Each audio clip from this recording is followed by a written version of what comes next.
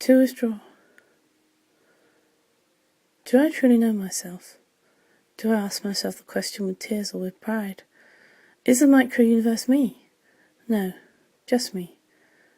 My blindness be my ego, and my courage roars like a lion, but silently squeaks like a mouse. So, under the blanket of all my illusions, I can sleep comfortably, but I so dread the cold. Then, shivering naked, I see my true body. The shock of lost illusions is like an earthquake, and all shatters.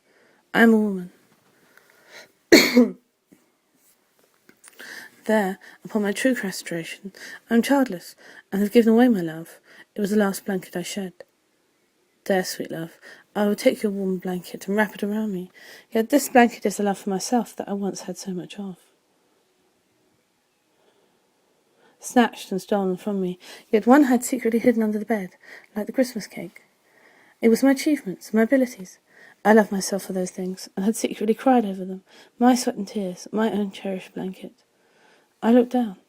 It was decorative, pretty, with lace, white wool, yet slender and a little inadequate. I still shivered. Yet there remained, one day, a thick, soft blanket of such comfort that I would never shiver again. Whatever its colour was just artwork. I knew such a thing existed.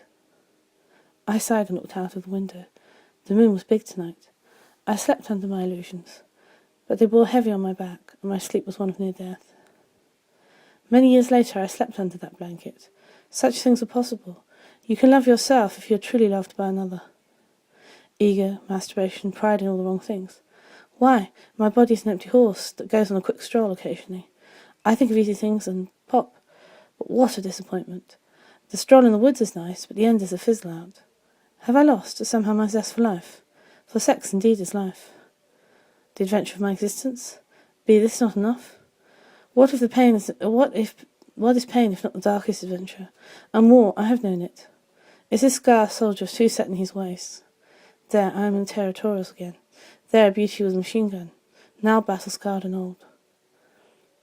All those years ago, when I set out to war, God it hurt, but I was so proud. Now all those years later they've ground me into the ground. I am weary of the fight. I believe there's a snow-white blanket waiting for me. It is one for the shivering soul. I ask God to be my judge, for many of us may never know it.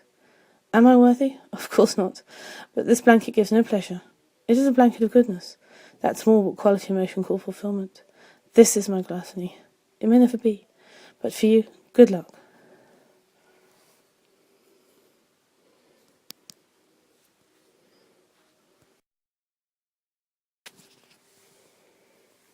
To come back. For Rome was not built in a day. Or was it Versailles? Either way, love is not instant. The warm blanket is temporary in its first flush. After that, coldness can set in. For we all have baggage. For love, like anything of value, is earned, luck, and fought for. For we all have a burden to bear, and I, a woman, long for the strength of a man. However, it does not suffice that I merely find this by my side, sidelined, attracted much more to others than treacherous. For indeed, this is love, casual. And this casual love only satisfies one necessary deep need, after which is always best disposed of with minimal loss of energy. Love always bears this mark, even if it looked like it may have been destined for greater things. It often does. Merely a mirror reflection, and mirrors are important here. So there is not much a woman can do other than be beautiful. She does not have to wait long until greater beauty enters the room. The man is lost within a few seconds. You have lost all value to him, and he has moved on.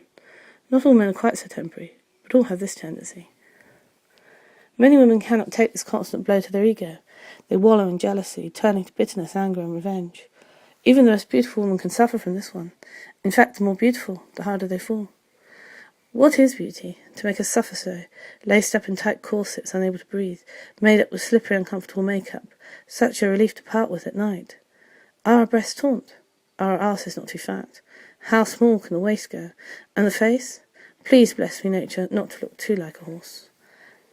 Such a relevancy to our true essence, isn't it, ladies? Such a waste of time. Such a waste of effort, when all we truly long for is to be mind and soul. But we get itchy if we go too long without a fuck. Moody, angry, and depressed. Either way, none like failure. We put our men like trophies on our shelves. Can we bear these trophies, yet still give our love to God? Yes, ladies, there is enough time in the day. The stallions often get the scent of a mare. Let them be sidelined. As long as another woman hasn't actually removed your trophy for herself, there is time to put off that bath, forget the wrinkles for another day, and dedicate yourself to yourself. Your mind, your soul, can breathe even if your skin can't. This is true revenge, as in this sanctuary he can never enter or enslave you. He has just felt the blow of something more beautiful walking into the room than himself.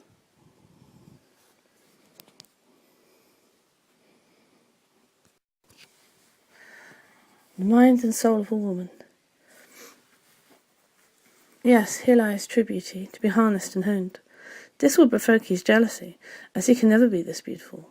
Neither can another woman compete. So next time he looks at another woman like a box of candies, and you like a cheese sandwich, let him come home and eat his cheese sandwich, and be as sick as a dog eating as much candy as he likes, be it imaginary. If you have unleashed your inner beauty, as many have, do not provoke him with this one. Do not offer to show this nectar to other men. If you let yourself go, then that's it. Very hard to repair the damage later on.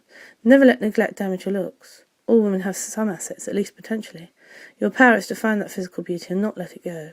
Your cleverness is to use your mind and body to arouse. Your weapon is your inner beauty. Of course, you can point out other women's defects, pull the veil of mystery aside, open the candy box. He looks inside to discover yet another boring cheese sandwich. I don't do this one too often. Do you want to shatter his dreams? Take away the candy. For the candy doesn't exist, it's merely a product of his imagination. Are there no princesses of fairy tales, no nymphets of pleasure, no holy grail? If love is correctly measured, then he is holding it. It is the woman he loves, the simmering beauties that enter the room, the sweltering sum of his dreams. Each man is a trophy, lives in a palace, however modest and simple, walks and holds his head with pride. This territory you should never invade, for he has earned this, merely by the fact he is a man, and they strut like peacocks. Some are greater than others, but not in their essence. You could say some women be more desirable. Not true. Life is too complex to make a sweeping statement like that, and not black and white. The world is full of colours. The younger woman believes some men are greater than others, and beauty is hierarchy. The more beautiful the woman, the more success and pleasure she deserves. The world confirms this sneakily all the time to the young woman. She is immature, she has not experienced the world yet, and deserve? God will decide what she deserves.